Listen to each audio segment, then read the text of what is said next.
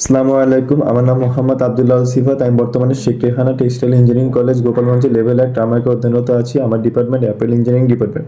আমার আজকে আলোচনার বিষয়বস্তু হলো which specific area of textile and apparel industry I want to change.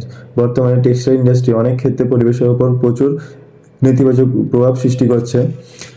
জলের ব্যবহার এবং দূষণ কমাতে জলহীন বা কম জলের ডাইং পদ্ধতি যেমন সুপারক্রিটিক্যাল কার্বন ডাইঅক্সাইড ডাইং বা ডিজিটাল প্রিন্টিংয়ে স্থানান্তর করা। কার্বন নির্গমন কমাতে উৎপাদন সুবিধাগুলিতে শক্তি দক্ষ যন্ত্রপাতি এবং নবায়নযোগ্য শক্তির উৎস ব্যবহার করা। পোশাক উৎপাদনে শূন্য বর্জ্য নকশা কৌশল প্রয়োগ করা। গবেষণা এবং সিনথেটিক ফাইবার তৈরি করা যা ধোয়ার সময় কম মাইক্রোফাইবার জড়িয়ে দেয়। কম ক্ষতিকারক রং এবং ফিনিশিং এজেন্ট তৈরি করতে রাসায়নিক কোম্পানিগুলির সাথে অংশীদার হওয়া। আসুন আমরা নিজেদেরকে মনে করিয়ে দেই যে পরিবর্তন আমাদের থেকেই শুরু হয়। আমরা আজকে যে সিদ্ধান্তগুলো নেই কেবল তা আমাদের শিল্পের জন্যই নয়, আমরা যে বিশ্বে করি তার ভবিষ্যৎকেও রূপ দেবে। ধন্যবাদ টেক্সটাইল ট্যালেন্ট হান্টকে আমাকে কথা বলার সুযোগ তৈরি করে দেওয়ার জন্য।